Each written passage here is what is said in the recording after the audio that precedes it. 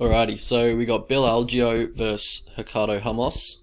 Algeo has a 3-inch height advantage and a 1-inch reach advantage. Both these guys are they got pretty decent frames for the division. I thought Ramos was a little bit taller than that, but it's whatever. Bill's definitely taller anyway. Alright, so we'll break down the striking of these two. Ramos has that capoeira background. He incorporates that in his movement. You can just tell the way he moves from side to side. He'll throw some of those kicks. They're not very effective at the UFC level, but you know that's his background and where he comes from. For Bill Algeo, he's frequently switching stance. He throws a lot of naked kicks at range and likes to use his length. He throws out a lot of naked stuff, he just pumps out the volume pretty much. So Algeo can be a little reckless when closing distance. In my opinion, keeps those hands low, just enters range really recklessly, starts throwing naked kicks in range, in close distance, I mean. And, Ramos does have good timing on that spinning elbow. You wouldn't think he would have much success with that technique, but in the UFC, he's caught a few people with it. And he's got good timing on it, so he could definitely catch Bill with that. He's probably not going to put... I think it's very infrequently going to knock someone out and finish them like it did in the Zahabi fight, but it could cut him open, could, drop him, win him around, stuff like that. Ramos will generally engage in the clinch. If his opponent gets close, he'll look to reach out and look for that trip takedown that he likes, and we'll get into that in a second. But he is open for dirty boxing, in that, because he is reaching in close, and, he's always looking for that high underhook and the overhook. So he is open to dirty boxing, and Zahabi caught him with a few uppercuts, dirty boxing uppercuts, in their fight. But in my opinion, I think this could actually help in this one, because I think he'll want to get into the clinch, and Algeo does engage in the clinch, after he overextends on a kick, or when his opponent closes distance, he'll generally oblige them in clinching up. But yeah, in the clinch, Algeo, he loses head position quite often, and when defending takedowns on the fence, he doesn't get a wide base. He just kind of keeps his legs very close together, makes it very easy for opponents to lock their arms around his legs and put him on his butt, really. But yeah, and Ricardo Ramos is going to be looking for that takedown, and we'll get to it in a sec, but it's pretty much his go-to takedown. So also at range, Ramos likes low calf kicks. Bill Algeo doesn't check low calf kicks. It's been a problem his whole career, and he hasn't really addressed it. Pretty sure he lost a fight due to leg kicks. Let me just check that. Alright, that was total cap, but I'm thinking of someone else.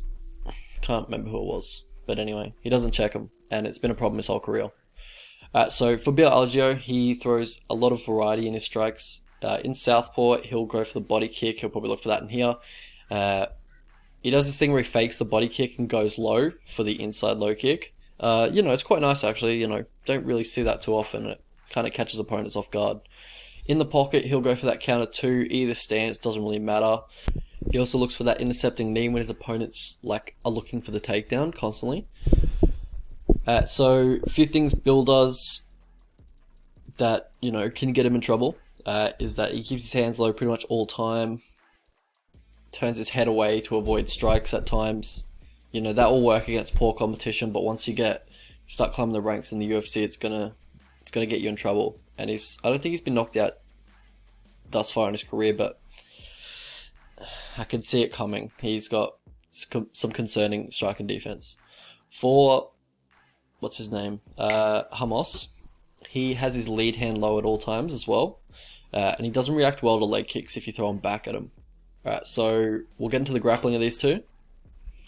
Alright, so for Ramos, he is strong in the body lock position. He's got that wiry frame, gets his hands clasped around you pretty easily. And that takedown I was mentioning before is when he gets the collar tie after slipping a jab. He'll slip a jab, grab the collar tie, look for the trip in the clinch, or just snap the opponent down with that collar tie and then take the back. He gets it pretty much every fight. It's quite a sneaky takedown. For Bill Algeo, he he's actually pretty good at grapevining the legs in a back. He uses his length to like grapevine the legs of his opponent when they do have the back body lock on him to assist in a scramble. So it'll kind of give him an advantage when the scramble does ensue on the mat, just because he has that outside, and he also is able to control the opponent's legs more than he would be able to if he didn't have that grapevine around their legs. On the mat, both these guys black belts in Brazilian Jiu-Jitsu. So for Ramos, he's pretty good at using the opponent's momentum to end up on top position in a scramble. You know, his top control isn't great. He leaves a lot of space between himself and his opponent. But yeah, he's constantly looking to take the back pretty much. Bill Algeo does give his back in scrambles quite often. Also when he's trying to get up from bottom. But when Bill Algeo gets the back, he looks to get that body triangle to just kind of secure the back mount. And Bill Algeo, I think he can be a little bit lax in grappling situations and kind of end up in inferior positions quite frequently. I think he's kind of like got that Kelvin Gastelum thing going where he's a little too relaxed on the mat. For Ricardo Ramos, he doesn't defend his head at all when he's on bottom, so he's very open for takedown. I mean, very open for ground and pound. We saw that in the Lerone Murphy fight. He was looking for his own setups and his own offense, and Lerone Murphy just kind of ground and pounded him, put him out, I think. Alright, so how these guys win fights. Alright, so for Bill Algeo, he's got good volume, he's got good frame for the division. For Ramos, he's got good scrambles. How these guys lose fights. So for Ramos, I think the last fight with Lerone Murphy took away like any fear the opponent had of his ground game. It's just that the fact that he doesn't really defend his head at all and he just lies flat back on the mat. I think that just people are just going to jump into his guard and look to ground and pound him now. So for Bill Algeo, it's the striking tendencies that we talked about before, especially the leg kicks. He needs to address that, I think. He does slow a little in high-paced fights, but his volume's crazy. Also the grappling tendencies that we discussed before. So path to victory for these two. For Bill Algeo, just pump out the volume, keep the volume up. Leg kicks at distance, he doesn't react to them very well. Switch southpaw if the leg kicks of Ramos are going to be an issue for you. Also just body kicks, high kicks and southpaw. When you do get on top, look for ground and pound. For Ricardo Ramos, look for the low calf kicks. Look for volume as well, because you throw them and they're nice low calf kicks, but you don't really commit to them as a game plan. You just kind of throw them every now and then. But if you really commit to them, I think you could hurt Algeo with the leg kicks in this one. Look for the trips in the clinch. Be active in the clinch. Spinning elbow after clinching a few times, just because, if you're just going to predictably clinch every time, he's going to be reaching, well, if you're going to clinch every time you guys get close, he's going to be reaching for the clinch habitually after a while, and then, you can mix it up, throw a spinning elbow in there, and maybe catch him off guard. Alright, so how I see this one going, I think both have pretty similar striking style, a lot of naked, flashy kicks, kind of wild, don't really mind being in a brawl. They'll clinch often because of the wildness and the kind of movement they both have. I could see Algeo taking on the feet, just due to volume and having the better hands. But what's going to be a problem for him is his tendency to clinch in close, in my opinion. I think Ramos does this, but he has much more weapons in the clinch. So, every time Algeo clinches with Ramos is going to look for that body lock, where I think he could, really dominate Algeo in this one. Mat return him, take his back.